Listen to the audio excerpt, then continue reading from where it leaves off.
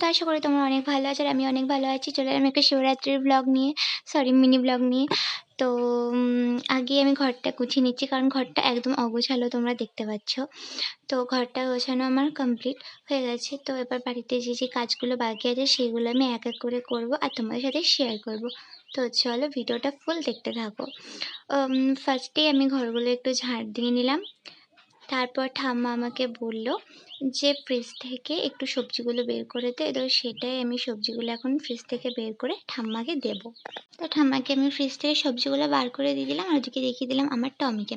তো ফ্রিজটা খোলা ছিল তাই জন্য ফ্রিজটা বন্ধ করে দিলাম। আর তার পরের দিন ছিল আমার এডুকেশন পরীক্ষা। তো তোমরা বুঝতে পারছো। তো তারপর চান টান করে রেডি হয়ে গেলাম, চলে এলাম আমার বান্ধবীর বাড়ি কারণ আমি নিজে শাড়ি পরতে পারি না। তো এই শাড়িটা আমি আজকে পরবো। তো আমি রেডি। তো কেমন লাগছে সবাই কমেন্ট করো প্লিজ প্লিজ প্লিজ, অনেক ভালো ভালো কমেন্ট করো।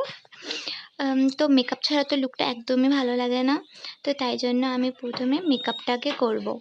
প্রথমে ব্যবহার করলাম আমি সানস্ক্রিন। তো সানস্ক্রিনটা অনেকই জরুরি কারণ রোদে রোদে ঘুরবো তাই জন্য। তো তারপরে ইউজ করব প্রাইমার। তো প্রাইমারটা ইউজ না করলে তো হবেই না। তো প্রাইমারটা ভালো করে আমি মুখের উপর ব্লেন্ড করে নিচ্ছি।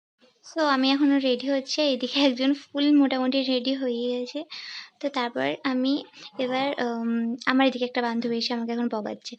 তো এরপর লাগাবো ফাউন্ডেশন। তো ব্লু হেভেনের ফাউন্ডেশনটা আমি ব্যবহার করি, তো ওটাই আমার স্কিনের পক্ষে আমার ভালো। তো সেটাই এবার দেখো ঝটকা আমি মেকআপটা পুরো আমার ডান করে নিয়েছি।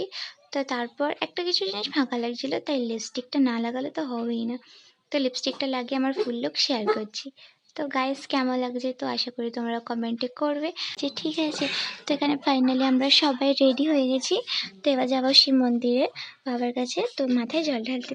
সো গাইস ভিডিওটা এইটুকু ভালো লাগলে like comment share and subscribe করে দিও।